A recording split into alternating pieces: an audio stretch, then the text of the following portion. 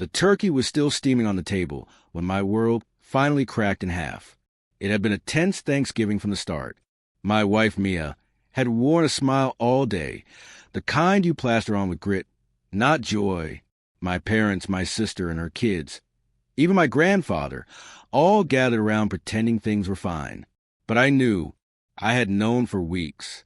I had found the messages by accident, a notification on her phone, a man named T. It wasn't a one-time slip or flirt. It was an affair, full-blown, soul-rotting betrayal. I hadn't confronted her yet. I was waiting. For what? I didn't know. Closure? A perfect moment? There's never a perfect moment to destroy a life. But then she slapped me. It happened after the toast. My sister raised her glass to family, to forgiveness, to the mess and love of it all. Everyone chuckled. I didn't. I just looked at Mia, and something in me snapped. You want to talk about family? I said, let's talk about betrayal first. She froze. Her wine glass paused midair. Let's talk about what it means to lie to someone who gave you everything. About sneaking around with a man named T while your husband sleeps in the same bed. Gasps. A fork clattered. My mom whispered my name like a warning. But I kept going. I had stayed quiet too long. 3 months, Mia. 3 months of lies. While I cooked dinner, while I picked up your dry cleaning, while I kissed you goodbye in the morning. Her eyes burned with shock and rage. And then, before a word escaped her lips, she slapped me.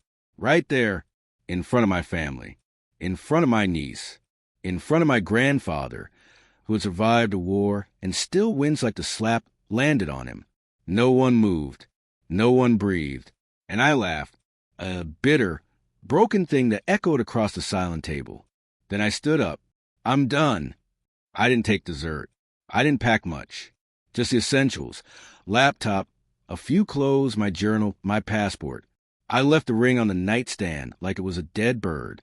By midnight, I was in Motel 2 towns over, staring at the ceiling, wondering if my life had just ended or just begun.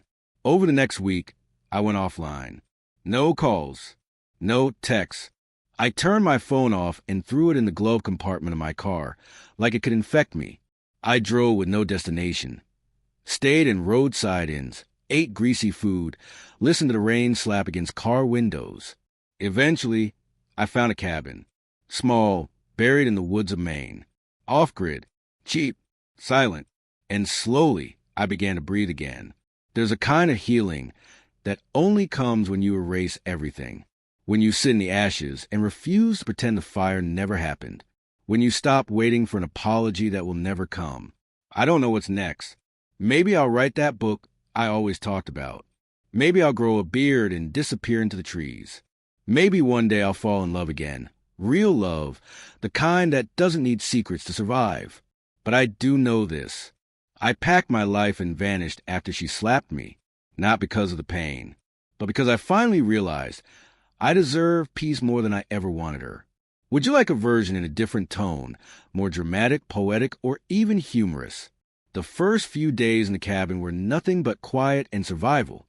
I split logs for firewood with muscles that hadn't felt useful in months. Cooked eggs and canned beans over a sputtering stove.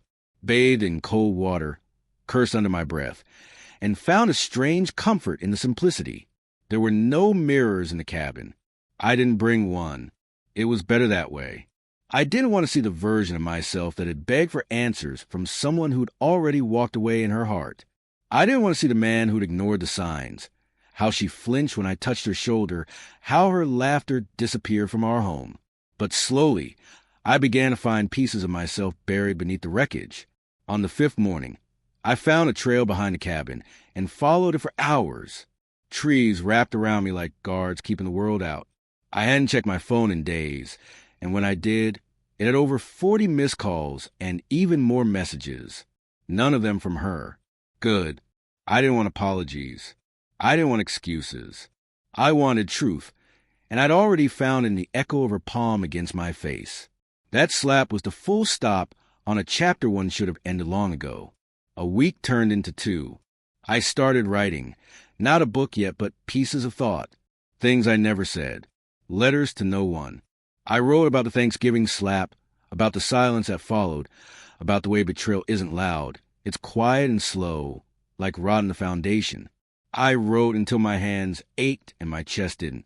One afternoon, a neighbor, a grizzled old man named Leonard, brought me soup, said he saw smoke and figured someone finally moved in. He didn't ask questions, just said, "People come up here to forget, or to remember." I nodded, maybe both. He left me a bottle of whiskey and a packet of seeds, told me the earth doesn't hold grudges. If you treat it right, it gives back. So I planted the seeds, not because I needed food, but because I needed to believe something could grow again. It's been 3 months. I cut ties with the city, sold the house, finalized a divorce with a lawyer who never even met me in person. Mia never showed up to court. She didn't have to. It was all uncontested, just like our love had become. I got a dog, a stray, that wandered onto my porch one evening with a limp and eyes that had seen things. I named him Rusty. He sleeps by the fire and follows me like he's afraid I'll disappear too. But I'm not running anymore. I vanished because I needed to. I left because staying would have killed something inside me. Now I'm here, breathing, healing. Some days I miss what we had, or what I thought we had. But then I remember the slap, not the sting, but the moment of clarity that came with it. She gave me the greatest gift she could that night. Proof I was holding on to something already dead. And in letting go, I found the one thing she could never fake: freedom. Would you like me to write an epilogue, maybe showing what happens a year later? Or perhaps a flashback that shows the earlier cracks in the marriage? A year had passed just like that. For seasons marked by falling leaves, deep snow, mud-soaked trails, and the slow bloom of spring. And now, summer. The air was thick with pine and freedom. The cabin had become a home. I built shelves, learned how to fix the roof, planted a small garden with tomatoes, herbs, and stubborn onions that refused to die even in frost. Rusty, healthy now, tail always wagging, chased squirrels with the kind of optimism I was beginning to understand. I hadn't spoken Mia's name in months. Not aloud, not even in my head. At some point, she became the woman I used to know. That was enough. But the healing wasn't perfect. It came in waves. One night, during a thunderstorm, I woke from a dream where I was back at that Thanksgiving table. Everything still intact. Mia was smiling. The kids were laughing. And for a split second, I believed it again, that old lie. Then she slapped me, and I woke up. The dream used to leave me shaking. Now it left me still. A reminder that pain, once faced fully, no longer controls you. It becomes part of your story, but not the ending.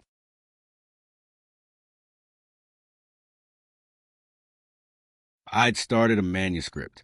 Not quite a memoir, not quite fiction. Something in between. A story about a man who loses everything and finds the only thing that mattered: himself. Some days I wrote for hours. Other days I just stared at the pages and let silence speak louder than words. Then one morning, a letter arrived. No name on the envelope. No return address. Just my name, Sam. Handwritten, soft, familiar. I knew the handwriting. I didn't open it right away. I let it sit on the porch while I drank my coffee. I watched birds dart between trees and listened to the world wake up around me. Then I opened it. Sam, I don't know if this will reach you or if you'll even care. I don't expect forgiveness. I don't deserve it, but I wanted to say it anyway. I'm sorry for everything, not just for the affair, but for the months, years, I spent pretending to be someone I wasn't. You loved me honestly, and I gave you fragments. You didn't deserve that. I hope you're finding peace somewhere. I hope you're doing better without me. I folded the letter and placed it back in the envelope. No anger, no bitterness, just a quiet gratitude that she said it, that I didn't need it. I burned in the fire that night, not out of rage, but ritual, closure maybe, because I already had peace. And I didn't vanish to disappear.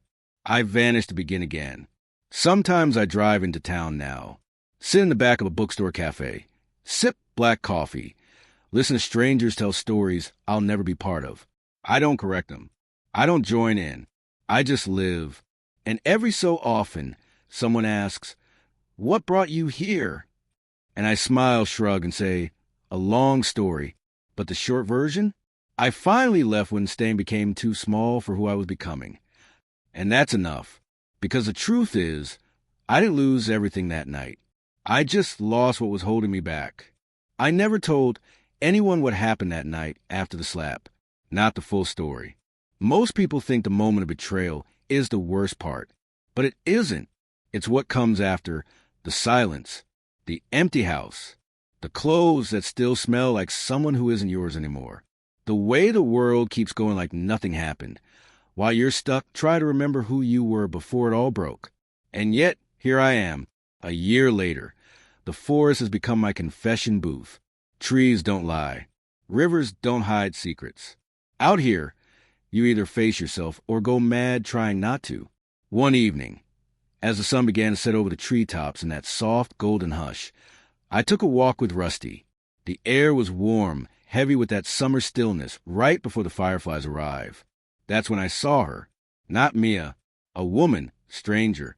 Backpack slung over one shoulder, boots muddy. Hair tied back like she'd been walking forever. She looked lost, or maybe just done with wherever she'd been. She paused at the edge of the dirt road near my gate. We made eye contact. No words. Just two people who'd clearly been through something. "You live here?" she asked, her voice cautious, a little raw. "I do." She nodded slowly. "It's quiet." "That's the point," I said. Silence stretched between us. Rusty sniffed the air and wagged his tail. "I'm looking for somewhere to start over," she said finally. I looked at her, really looked, and saw her eyes the same thing I saw in mine a year ago, a soul unmoored, but not yet sunk. I pointed toward the old guest cabin behind mine. Half finished, but standing. It's not much, but it's something. She smiled for the first time. It wasn't wide or bright, but it was real. That's more than I've had in a while. I handed her the spare key. As she walked down the trail toward the cabin, I realized something strange. This wasn't the ending of my story. It was the beginning of someone else's. And maybe that's what healing really is. Not forgetting, not replacing, but becoming a safe place for someone else who's still learning how to survive. We don't get to choose how people leave us, but we do get to choose what we build in the silence they leave behind.